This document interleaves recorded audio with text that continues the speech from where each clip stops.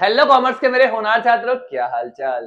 तो बच्चा पार्टी, हम लोगों ने बिजनेस स्टडीज का chapter number 1 that is nature and significance of management को लास्ट क्लास में शुरू कर दिया था, जहां पर हमने meaning and definition of management को समझा।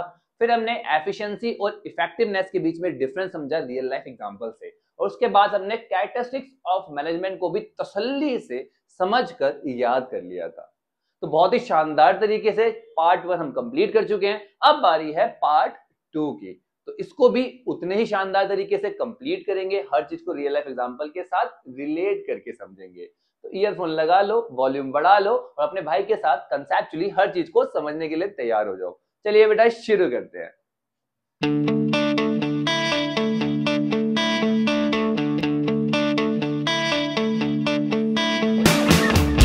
चलिए बेटा, तो शुरू करते हैं ऑब्जेक्टिव्स ऑफ मैनेजमेंट से कि भैया मैनेजमेंट के ऑब्जेक्टिव क्या होते हैं। मैनेजमेंट के ऑब्जेक्टिव समझने से पहले ये ऑब्जेक्टिव क्या होता है ये तो पता होना चाहिए हमें। ऑब्जेक्टिव होता है बेटा एंड रिजल्ट,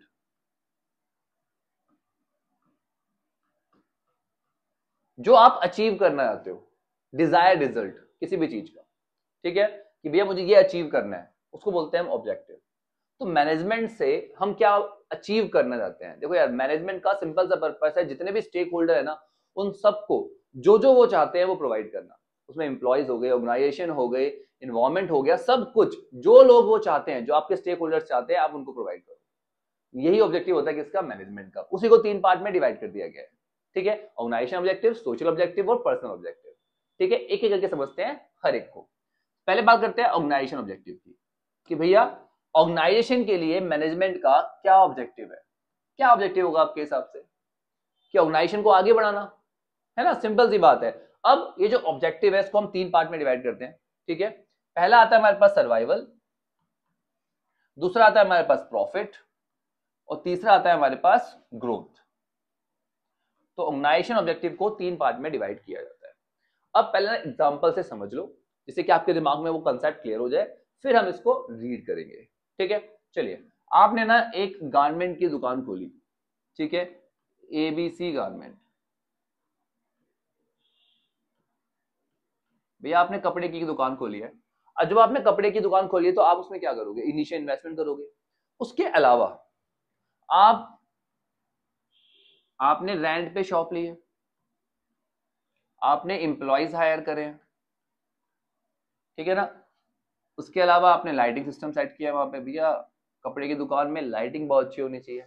ठीक है, तो भैया जो आपने रेंट पर दुकान ली है उसका आप रेंट पे करोगे, एम्प्लॉयज को आप सैलरी पे करोगे। ठीक है ना, और ये जो इतना लाइटिंग सिस्टम करा है आपने, इसके लिए आपको इलेक्ट्रिसिटी बिल पे करना पड़ेगा, और साथ में और भी बहुत सारे डे टू डे एक्सपेंसेस होंगे जो आपको बियर करने पड़ेंगे। हाँ या नहीं। अब स्टार्टिंग के कुछ मंथ्स में, ठीक है, स्टार्टिंग के इनिशियल मंथ में आप क्या चाहोगे अपने बिजनेस से। आप यही चाहोगे ना कि हम ये सारे के सारे जो एक्सपेंसेस हो रहे हैं हमारे, हम इसको किस तरीके से कवर कर लें। अब स्टार्टिंग में ही आप ये तो नहीं चाहोगे ना कि यार मैं इतना प्रॉफिट कमा लूं, मैं 2 महीने के अंदर ही दूसरी दुकान डाल लूं। चाहते हो आप ये सब चीजें? सिंपल सी बात है, इसको साइंस ही नहीं बनता है, धीरे धीरे चीजें ग्रो करती है, राइट। तो स्टार्टिंग में आप क्या चाहोगे कि भैया किस तरीके से मैं अपने जो एक्सपेंसेस है, ठीक है, इतनी सेल कर लूं, इतना रिवेन्यू अर्न कर लूं कि अपने सारे के सारे एक्सपेंसेस को कवर कर लूं। ठीक है, इसको बोलते हैं सर्वाइवल। कि भैया मैं मार्केट में सर्वाइव कर जाऊं, क्योंकि अगर मैं अपने डे टू डे एक्सपेंसेस को भी कवर नहीं कर पाऊंगा, ठीक है, तो मेरा मार्केट में सर्वाइव करना पॉसिबल नहीं होगा। क्लियर। तो सबसे पहले आप चाहोगे सर्वाइवल हो जाए किस तरह से। अब एक बार सर्वाइवल हो गया, आप अपने एक्सपेंसेस मीट करने लग गए, अब आप क्या चाहोगे, अब आप चाहोगे कि भैया अब बारी है प्रॉफिट कमाने की। है नहीं, भैया इतना रिस्क लिया है बिजनेस में, ठीक है, इतना टाइम डिवोट किया गया है, ठीक है, इतनी कॉस्टिंग लगाई गई है, तो अब बारी है प्रॉफिट की। ठीक है, क्योंकि एक बार सर्वाइवल हो गया, ठीक है, एक्सपेंसेस निकलने लग गया, अगला टारगेट होगा हमारा प्रॉफिट कमाने का। ठीक है, अब आप प्रॉफिट भी कमाने लग गए। अब क्या होगा, एक बार आपने प्रॉफिट कमाना भी शुरू कर दिया, तो अगला आपका टारगेट है ग्रोथ करने का। सिंपल सी बात है, आप प्रॉफिट हो रहा है तो अब भैया ग्रो करेंगे। अब वो ग्रोथ जो है ना बेटा अलग अलग सेंस में होती है कि भैया अभी आपके पास 2 एम्प्लॉय थे, आपने एक और बढ़ा लिया कि ठीक है जी काम अच्छा चल रहा है, एक और बढ़ा लो। सेल बढ़ाने का आपका पर्सपेक्टिव हो सकता है कि भैया अभी तक मैं 25,000 रुपए की एक दिन में सेल कर रहा था, अब मेरा टारगेट है 30,000 रुपए, 35,000 रुपए। ठीक है, तो ग्रोथ किसी तरीके से होती है कि भैया एक दुकान तो भाई चल गई है, अब दूसरी दुकान खोल लेते हैं। ठीक है, तो एक बार सर्वाइवल हो गया, देन प्रॉफिट अर्न करेंगे, प्रॉफिट के बाद क्या होगा, ग्रोथ, कि भैया ग्रो करेंगे। सिंपल सी बात है, समझ में आ गई बात बेटा? बस यही है हमारा ऑर्गेनाइजेशन का ऑब्जेक्टिव है। ठीक है, देख लो एक बार, रीड कर लो। पहले क्या था, survival, earning enough revenue to cover cost, इतना कमा लो कि कॉस्ट कवर कर लो। ठीक है जी, बहुत बढ़िया। Profit to cover cost and risk, भैया जी जो कॉस्ट हमने लगाई है वो भी कवर करनी है, और जो हम रिस्क ले रहे हैं उसके लिए जो रिटर्न आनी चाहिए वही तो प्रॉफिट होती है। ठीक है, वो भी निकलना चाहिए। अब एक बार प्रॉफिट कमा लिया तो क्या करना है, ग्रोथ। ठीक है, कि भैया बिजनेस का फ्यूचर प्रोस्पेक्ट बढ़ाना है, वही की वही तो नहीं रहना ना हमें बिजनेस को, हमें बिजनेस को आगे लेके जाना है। ठीक है, कंसेप्ट आपके ब्लड में डाल दूंगा। ठीक है, मजा आ जाएगा। अब बात करते हैं बेटा सोशल ऑब्जेक्टिव, कि भैया सोसाइटी की तरफ ऑर्गेनाइजेशन का क्या ऑब्जेक्टिव है, क्या करना चाहिए किसी भी ऑर्गेनाइजेशन को सोसाइटी से, क्या करना चाहिए उससे पहले समझते हैं क्यों करना चाहिए। देखो यार, ऑर्गेनाइजेशन जो है ना बिजनेस कर रही है, और उस बिजनेस के लिए जितने भी वो रिसोर्सेस ले रही है ना, वो कहां से ले रही है, सोसाइटी से, और सोसाइटी को ही सर्व करती है उन रिसोर्सेज को लेके जो फिनिश प्रोडक्ट बनाया है उससे। ठीक है भाई, उसी से ले रही है, उसी को दे रही है, और उसी से हम अर्न कर रहे हैं, मतलब जो ऑर्गेनाइजेशन है वहीं से अर्न कर रही है। तो भैया उनकी तरफ भी तो कुछ रिस्पॉन्सिबिलिटी बनती है कि नहीं बनती है। ठीक है, उसी रिस्पॉन्सिबिलिटी को बोलते हैं हम सोशल रिस्पॉन्सिबिलिटी, सोशल ऑब्जेक्टिव। आई बात समझ में? ठीक है, तो भैया कुछ बेनिफिट्स तो सोसाइटी के लिए भी हमें प्रोवाइड करने होंगे ना, सोसाइटी को भी तो बेनिफिट्स प्रोवाइड करने होंगे। ठीक है, जैसे आप क्या करो, environmental friendly, eco friendly practices का इस्तेमाल करो, सोसाइटी वाले खुश रहेंगे क्योंकि आप पॉल्यूशन नहीं फैला रहे। ठीक है ना, आप अच्छी टेक्निक इस्तेमाल कर रहे हो तो सोसाइटी को कोई प्रॉब्लम नहीं है। ऐसे ही आप सोसाइटी के ज्यादा से ज्यादा लोगों को रोजगार दो, एम्प्लॉयमेंट प्रोवाइड करो, उससे क्या होगा, सोसाइटी का डेवलपमेंट होगा, क्योंकि जब आप एम्प्लॉयमेंट दोगे तो अनएम्प्लॉयमेंट कम होगा, पॉवर्टी कम होगा, वो डेवलप करेंगे, वो डेवलप करेंगे तो वो खुश रहेंगे, वो खुश रहेंगे तो आपकी ऑर्गेनाइजेशन भी डेवलप करेगी। सिंपल सी बात है, इंटरलिंक है दोनों के बीच में। अरे बस समझ में। अगला आता है हमारे पास पर्सनल ऑब्जेक्टिव।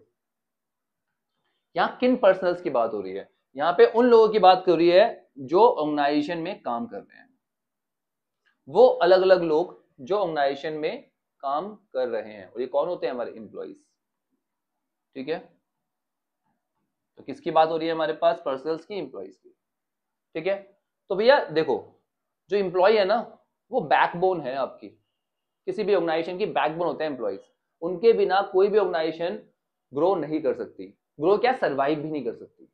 ठीक है, तो भैया अगर आपको अपने ऑर्गेनाइजेशन के ऑब्जेक्टिव फुलफिल करने हैं ना, तो आपको जो आपके एम्प्लॉइज है उन्हें खुश रखना पड़ेगा, उनके ऑब्जेक्टिव्स को भी फुलफिल करना पड़ेगा, क्योंकि जब पर्सनल्स के, एम्प्लॉइज के ऑब्जेक्टिव फुलफिल होंगे तो वो मोटिवेटेड रहेंगे, ठीक से काम करेंगे, आपके ऑर्गेनाइजेशन को अपने ऑर्गेनाइजेशन मानेंगे, और बहुत ही जान लगा काम करेंगे। जब वो जान लगा काम करेंगे तो आपकी ऑर्गेनाइजेशन आगे बढ़ेगी। अरे बस समझ में, बहुत बढ़िया। अब इसमें कौन कौन से ऑब्जेक्टिव्स आते हैं लोगों के, ठीक है, उनकी फाइनेंशियल नीड्स को मीट करना। बस सिंपल सी बात है, एम्प्लॉय काम क्यों कर रहे हैं, पैसे के लिए। ठीक है, तो उनको भैया कॉम्पिटिटिव सैलरी दो, जो बाकी कंपनी दे रही ना उतनी देनी देनी है उससे ज्यादा दो, वो वैसे ही खुश रहेंगे, आया नहीं। और उनको पर्क्स प्रोवाइड करो, पर्क्स मतलब एक्स्ट्रा बेनिफिट्स, उनकी फैमिली का टूर दे दो, हॉलीडे पैकेज। ठीक है, दिवाली पे बढ़िया बोनस दो, एम्प्लॉयज खुश रहेंगे। सिंपल सी बात है, मोटिवेटेड होकर काम करेंगे। ठीक है बेटा, उनकी सेफ्टी नीड्स का ध्यान रखो, सोशल और सेफ्टी नीड्स का, उनका सोशल एनवायरनमेंट भी प्रोवाइड करो, केवल काम काम काम नहीं। ठीक है ना, बहुत सारे इवेंट्स कराती है ऑर्गेनाइजेशन, कराती है ना, जैसे कि एम्प्लॉय जो है वो फ्रेशली काम कर सके। ठीक है, उनका माइंड वगैरह फ्रेश होता रहे।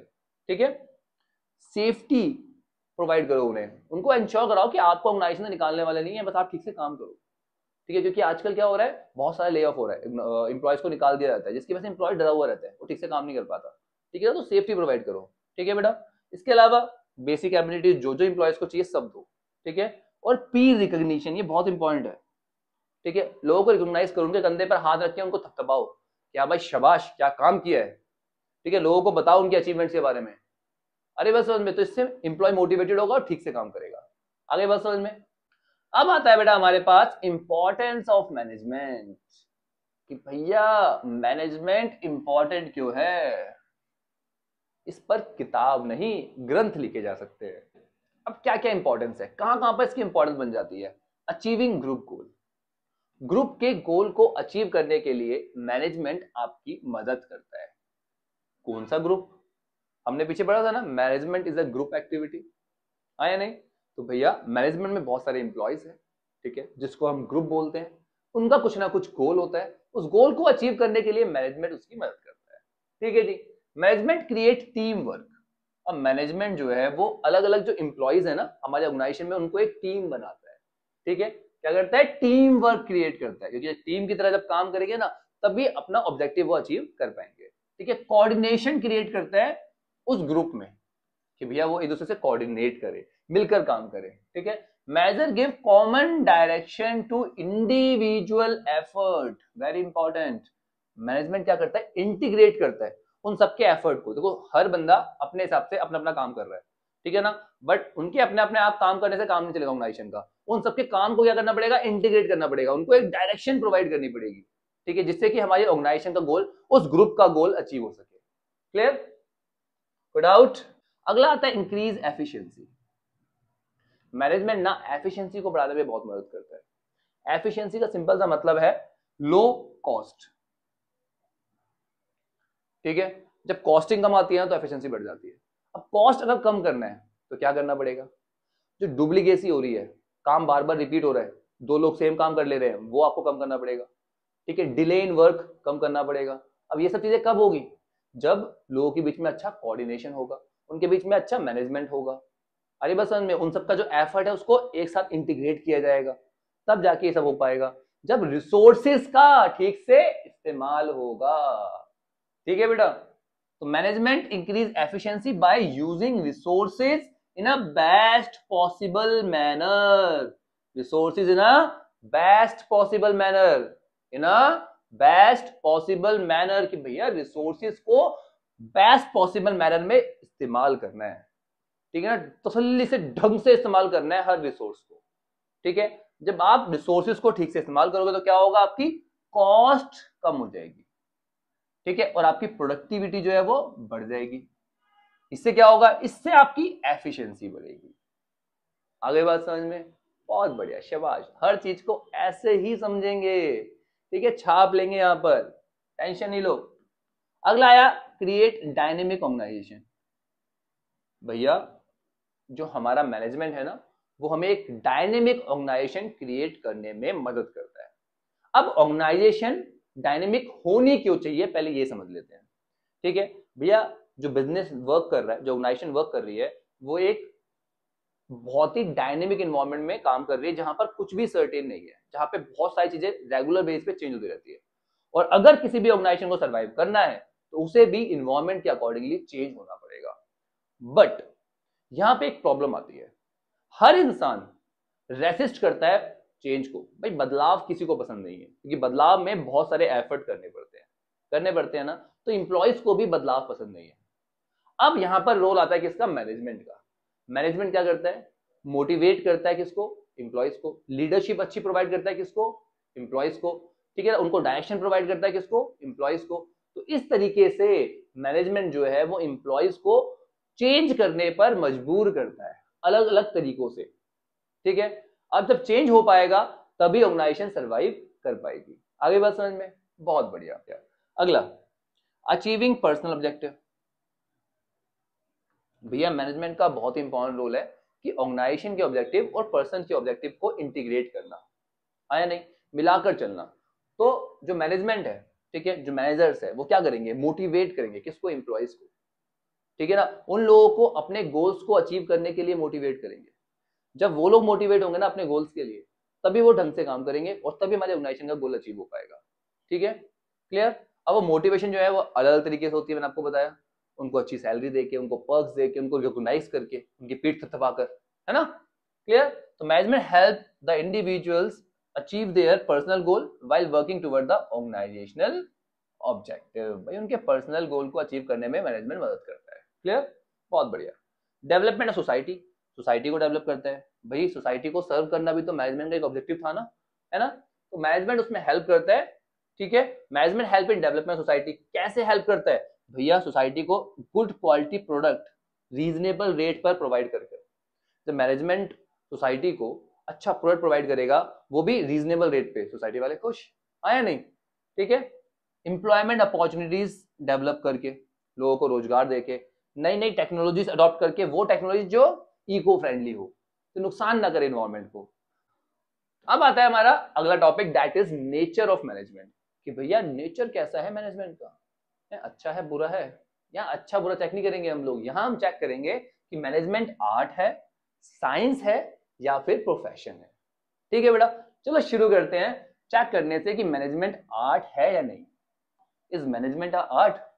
अब वो समझने से पहले आर्ट को समझना जरूरी है। अब आर्ट को समझने से पहले उसके कुछ फीचर्स, कुछ मेन कैरेक्टरिस्टिक्स को समझना जरूरी है। चलो एक एक करके समझते हैं। कोई भी आर्ट हो, ठीक है, उसके अंदर क्या होता है, थ्योरेटिकल नॉलेज होती है। हाँ जी, होती है, बिल्कुल होती है। ठीक है, आप कोई भी आर्ट सीख लो, आप डांस सीख लो, आप पेंटिंग सीख लो, आप कुछ भी सीखो, ठीक है, उसके अंदर क्या होता है, एक थ्योरेटिकल नॉलेज होती है आपको। ठीक है, सिस्टमैटिक और ऑर्गेनाइज स्टडी मटेरियल मिलेगा, ठीक है ना, उस आर्ट को सीखने के लिए। ठीक है, और वो कंपलसरी एक्वायर करनी ही पड़ेगी वो आप नॉलेज। ठीक है, सिंपल सी बात है, अगर पेंटिंग सीखनी है आपको तो कितने तरह के कलर होते हैं, कितने तरह के ब्रश होते हैं, कितने तरह की पेंटिंग होती है, पेपर्स कितने तरह के होते हैं, वो सब कुछ आपको पढ़ना पड़ेगा, वो नॉलेज आपको एक्वायर करनी पड़ेगी, हाँ या नहीं। एक बार नॉलेज एक्वायर हो गई तो इस नॉलेज को आर्ट में हम लोगों को पर्सनली अप्लाई करना पड़ता है, पर्सनलाइज एप्लीकेशन होता है इस नॉलेज का आर्ट के अंदर। ठीक है जी, बहुत बढ़िया। The use of basic knowledge differ from person to person. भैया ये जो नॉलेज एक्वायर करी है ना, इसको अप्लाई करना हर एक पर्सन का अपना अपना काम है, तो वो डिफर करता है पर्सन टू पर्सन। कोई बहुत अच्छी तरीके से अप्लाई करता है और कुछ ठीक से अप्लाई नहीं कर पाता। अरे बस समझ में, तो पर्सन टू पर्सन वेरी करेगा। ठीक है, इसलिए कहते हैं कि art is a very personalised concept. ठीक है ना, अगर सिंपल सी बात है थ्योरेटिकल नॉलेज से काम चल जाता तो हर बंदा एक बहुत ही बेहतरीन पेंटर होता, आया नहीं। कुछ लोग पेंट करते हैं पर मजा नहीं आता, और कुछ लोग जान छोड़ देते हैं पेंटिंग के अंदर। ठीक है, based on practice and creativity. तो यार सिंपल सी बात है, कोई भी आर्ट है, जितनी प्रैक्टिस करोगे उतनी आपकी स्किल जो है वो डेवलप होती जाएगी, उतना आपका नाम बनता जाएगा, आया नहीं। और दूसरा, क्रिएटिव होना बहुत जरूरी है आर्ट के अंदर। ठीक है, वही सेम चीज करते रहोगे ना तो आगे निकलने में बहुत टाइम लग जाएगा। तो आप जितने क्रिएटिव होंगे उतना बड़े आप आर्टिस्ट बनोगे, सिंपल सी बात है। ठीक है, तो ये तो हो गए हमारे पास आर्ट की कैरेक्टरिस्टिक्स। ठीक है बेटा, अब जरा देख लेते हैं कि मैनेजमेंट हमारा आर्ट है या नहीं है। क्या मैनेजमेंट के अंदर भी ये सारी की सारी कैरेक्टरिस्टिक्स है? अगर है तो वो आर्ट कंसीडर किया जाएगा, अदरवाइज नहीं। ठीक है, ठीक है, in management also a huge volume of literature and books are available on different aspect of management. Management के अलग अलग एस्पेक्ट पर मैनेजमेंट में बहुत सारा लिटरेचर अवेलेबल है। ठीक है, जो मैनेजर्स को पढ़ाया जाता है, फ्यूचर मैनेजर्स को, आईआईएम का नाम सुना होगा आपने, है ना, वहां पर क्या पढ़ाया जाता है उनको, मैनेजमेंट की अलग टेक्निक्स, डिफरेंट मैनर्स, ये सब कुछ तो पढ़ाया जाता है कि मैनेजमेंट करना कैसे है। ठीक है, तो उसके ऊपर बहुत बड़ा लिटरेचर अवेलेबल है। तो ठीक है जी, सिस्टमैटिक बॉडी ऑफ नॉलेज तो है, बहुत बढ़िया, शाबाश। ठीक है, अगला, क्या पर्सनलाइज एप्लीकेशन है? हाँ जी, every manager has its own unique style. हर मैनेजर का अपना खुद का स्टाइल होता है मैनेज करने का चीजों को। ठीक है, he use his creativity in applying the management technique. Management techniques को अप्लाई करने के लिए वो अपनी क्रिएटिविटी को भी यूज करता है। ठीक है, and his skill improve regularly with application. Very good. तो भैया इसने बता दिया, क्या बताया, कि भैया हर मैनेजर जो है वो अपनी अलग स्टाइल से मैनेजमेंट करता है, चीजों को मैनेज करने के लिए अपना अपना स्टाइल यूज करता है। मतलब हर मैनेजर अलग तरीके से इस नॉलेज का जो उसने एक्वायर करी है उसका इस्तेमाल करता है। ठीक है बेटा, और हमने नीचे पढ़ा कि जैसे जैसे एक मैनेजर जो है वो प्रैक्टिस करता रहता है, उसकी स्किल जो है वो इंप्रूव होती जाती है। बहुत बढ़िया, और वो अपनी क्रिएटिविटी को यूज करता है अलग अलग चीजों को मैनेज करने के लिए। तो हमने देखा कि तीनों ही फीचर्स हमारे पास आर्ट के मैनेजमेंट के अंदर अवेलेबल है, तो हम प्राउडली बोल सकते हैं कि मैनेजमेंट एक आर्ट है। ठीक है, बहुत बढ़िया, शाबाश। अब देखते हैं मैनेजमेंट एज अ साइंस। क्या मैनेजमेंट हमारी साइंस है? ठीक है, क्या साइंस के सारे फीचर मैनेजमेंट में है? तो पहले एक बार साइंस के फीचर्स देख लेते हैं। पहला फीचर साइंस का, systematic body of knowledge. Science है systematic body of knowledge based on principle and experiment. Science में बहुत कुछ है पढ़ने वाला, बहुत कुछ है गेन करने वाला, बहुत सारी नॉलेज है ठीक है, और वो सारी नॉलेज जो है प्रिंसिपल ऑफ एक्सपेरिमेंट पे बेस्ड होती है। अगला, principle based on experiments and observations. तो यहाँ पर साइंस के जितने भी प्रिंसिपल्स होते हैं वो एक्सपेरिमेंट्स और ऑब्जर्वेशन पे बेस्ड होते हैं, कोई भी बात हवा में नहीं की जाती। और ये सारे के सारे प्रिंसिपल्स जो होते हैं वो यूनिवर्सली वैलिड होते हैं। क्या होते हैं? इनकी यूनिवर्सल वैलिडिटी होती है, ठीक है, और एप्लीकेशन होती है, हर जगह पर ये अप्लाई होते हैं, ठीक है ना, हर जगह पे, मतलब हर जगह पे कोई भी इसको डिनाई नहीं कर सकता, ठीक है। अब देख लेते हैं क्या मैनेजमेंट के अंदर ये सारे के सारे फीचर्स है, ठीक है। क्या सिस्टमैटिक बॉडी नॉलेज मैनेजमेंट में? हाँ जी है, हमने पीछे डिस्कस किया उसके बारे में, बिल्कुल है, बहुत बढ़िया, ठीक है। तो ये वाली कैरेक्टरिस्टिक्स तो है। अब बात करते हैं क्या मैनेजमेंट के प्रिंसिपल जो है वो एक्सपेरिमेंट ऑब्जर्वेशन पे बेस्ड होते हैं? बिल्कुल, मैनेजमेंट का भी कोई भी प्रिंसिपल हवा में नहीं बनाया गया है। बहुत सारे लोगों ने बहुत सारे एक्सपेरिमेंट्स किए हैं, ठीक है ना, बहुत सारी प्रैक्टिसेस करी है, उसके बाद उन चीजों को ऑब्जर्व करा है, उसके बाद बनाए गए हैं प्रिंसिपल्स मैनेजमेंट के भी। यूनिवर्सल वैलिडिटी, यहां पर हमारा जो मैनेजमेंट है वो मात खा जाता है, क्योंकि हमारे मैनेजमेंट के अंदर यूनिवर्सल वैलिडिटी नहीं है। देखिए मैनेजमेंट जो है, ठीक है, ये जो प्रिंसिपल्स होते हैं वो अप्लाई होते हैं, बट वो अप्लाई कैसे होते हैं? सर्कुमस्टांसिस के हिसाब से, सिचुएशन के हिसाब से। तो मैनेजर को क्या करना पड़ता है? इन प्रिंसिपल्स को मोल्ड करना पड़ता है, ठीक है ना, मॉडिफाई करना पड़ता है, ठीक है, अलग अलग सिचुएशन के हिसाब से, अलग अलग टाइम के हिसाब से। तो हम ये नहीं बोल सकते कि मैनेजमेंट जो है वो हर जगह पर अप्लाई होगा, ठीक है, तो इसकी यूनिवर्सल वैलिडिटी नहीं है। तो मैनेजमेंट जो है वो साइंस कंसीडर नहीं कर सकते, उसे हम साइंस कंसीडर नहीं कर सकते, मतलब प्योर साइंस कंसीडर नहीं कर सकते। तो मैनेजर को इसलिए मैनेजमेंट को इसलिए क्या कहा जाता है? मैनेजमेंट को कहा जाता है इनएग्जैक्ट साइंस, इनएग्जैक्ट साइंस या फिर सोशल साइंस,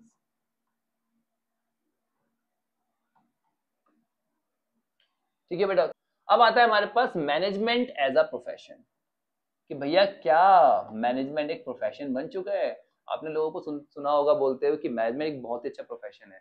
तो क्या वो लोग सही बोल रहे हैं? मैनेजमेंट प्रोफेशन है भी या नहीं, चेक करते हैं, चलो, ठीक है। तो प्रोफेशन में कौन कौन सी हमारे पास कैरेक्टरिस्टिक्स होती है? Well defined body of knowledge. अगर आपको एक प्रोफेशनल बनना है, आपको डॉक्टर, इंजीनियर, लॉयर, सीए बनना है, तो आपको बहुत सारी नॉलेज एक्वायर करनी होगी। तो उसके लिए हमारे पास प्रोफेशन में बहुत सारी नॉलेज है, ठीक है। अगला, रेस्ट्रिक्टेड एंट्री। आप ऐसे ही प्रोफेशनल नहीं बन सकते। प्रोफेशनल बनने के लिए बहुत से एग्जाम आपको देने होंगे, कुछ मिनिमम आपको एजुकेशन क्वालिफिकेशन एक्वायर करनी होगी, तब जाके आप एक प्रोफेशन बन पाओगे। जैसे अगर आपको डॉक्टर बनना है तो आपको एमबीबीएस की डिग्री लेनी पड़ेगी, है ना। अगला, प्रोफेशनल एसोसिएशन। हर एक प्रोफेशन की कुछ ना कुछ एसोसिएशन होती है, ठीक है, जो उसके एक्ट को कंडक्ट करती है, जो उसको एफिलेट करती है। अरे बात समझ में, ठीक है बेटा, जो उसके बिहेवियर को गाइड करती है, समझ रहे हो। तो जैसे डॉक्टर बनना है आपको, तो उसके लिए आपके पास मेडिकल काउंसिल है, लॉयर बनना है तो उसके लिए बार काउंसिल है, सीए बनना है तो उसके लिए institute of chartered accountant of India है, ठीक है ना। ये कुछ एसोसिएशंस है, ठीक है बेटा, जो उनके बिहेवियर को गाइड करती है, ठीक है। प्रोफेशनल्स आर एफिलेटेड, भैया प्रोफेशनल्स एफिलेटेड होते हैं इन प्रोफेशनल एसोसिएशन से। ये एसोसिएशन ही है जो प्रोफेशनल्स को एफिलेट करेगी, ठीक है ना, कि भैया डॉक्टर बनाएगी ना किसी भी मेडिकल स्टूडेंट को, वो कौन है? आपकी मेडिकल काउंसिल, ठीक है बेटा, जो रेगुलेट करती है उनकी एंट्री और उनके लिए कोड ऑफ कंडक्ट बनाती है जो उन्हें फॉलो करने होते हैं, ठीक है। चलिए अगला, ethical code of conduct. Professional में क्या होता है? इथिकल कोड ऑफ कंडक्ट होते हैं जो किसी भी प्रोफेशन को फॉलो करने पड़ते हैं, जो उनके बिहेवियर को गाइड करते हैं कि वो किस तरीके से बिहेव करते हैं, ठीक है। अगला है सर्विस मोटिव। भी इनका मोटिव क्या होता है? सर्व करना, सोसाइटी को सर्व करना ही इनका मोटिव होता है। क्लियर? बहुत बढ़िया। अब चेक करते हैं क्या मैनेजमेंट के अंदर ये सारे फीचर्स अवेलेबल है, ठीक है। पहला point, well defined body of knowledge, ये तो अवेलेबल है ना, ये हम पीछे डिस्कस कर चुके हैं ऑलरेडी, ठीक है। रेस्ट्रिक्टेड एंट्री है क्या? नहीं जी, रेस्ट्रिक्टेड एंट्री नहीं है। अगर आपको एक मैनेजर बनना है तो आपको किसी भी मिनिमम क्वालिफिकेशन की जरूरत नहीं है। देखिए नॉलेज एक्वायर करना, किसी एक एसोसिएशन का पार्ट होना बहुत अच्छी बात है, बट यहाँ पर कोई कंपलसरी नहीं है कि आपको आईआईएम से पढ़ना पड़ेगा, ठीक है ना, आपको एआईएमए में रजिस्ट्रेशन करना पड़ेगा, कोई भी कंपल्शन यहाँ पर नहीं है। तो ऐसी कोई रेस्ट्रिक्शन नहीं है, एज सच तो नहीं है, आने वाले टाइम में आ जाए तो बात पता नहीं, ठीक है। प्रोफेशनल एसोसिएशन, बेटा बहुत सारे जो मैनेजर होते हैं ना वो एआईएमए, ठीक है ना, इनके पार्ट होते हैं, ठीक है ना, ऑल इंडिया मैनेजमेंट एसोसिएशन, ठीक है, वो इन सब के पार्ट होते हैं ज्यादातर मैनेजर्स। बट फिर वही बात, ये इसमें इसका पार्ट होना, इस एसोसिएशन का पार्ट होना कंपलसरी नहीं है। ऐसी और भी बहुत सारी एसोसिएशन है जिनका पार्ट होना मैनेजर बनने के लिए कंपलसरी नहीं है। तो इसीलिए एसोसिएशंस तो बहुत सारी है, ठीक है, जो मैनेजर्स के लिए है, बट उनका पार्ट होना कंपलसरी नहीं है। तो कहीं ना कहीं यहाँ पर भी प्रोफेशन जो है वो लैक करता है। अगला कोड ऑफ कंडक्ट, इन सारी एसोसिएशन ने ना बहुत सारे कोड ऑफ कंडक्ट बना रखे हैं इसके लिए, मैनेजर्स के लिए। फिर वही बात, अगर इनका पार्ट होना ही कंपलसरी नहीं है तो क्या इनके कोड ऑफ कंडक्ट को फॉलो करना कंपलसरी होगा? नहीं। ठीक है बेटा, सर्विस मोटिव, देखो यार ऑर्गेनाइजेशन का, ठीक है ना, मैनेजमेंट करना एक ही पर्पस होता है, ठीक है, ऑर्गेनाइजेशन को मैक्सिमम प्रॉफिट दिलाना, है ना। अभी तक तो यही पर्पस था, बट अब जैसे जैसे इन्वायरमेंट में चेंजेस आ रहे हैं, ठीक है ना, सोशल अवेयरनेस बढ़ रही है, तो अब जो हमारा मैनेजमेंट है उसका रोल बढ़ गया है। अब वो रोल कहाँ तक बढ़ गया है, जितने भी स्टेक होल्डर्स है, ठीक है ना, उन सबको बेनिफिट प्रोवाइड करना, और उसमें सोसाइटी, एम्प्लॉइज सब आते हैं।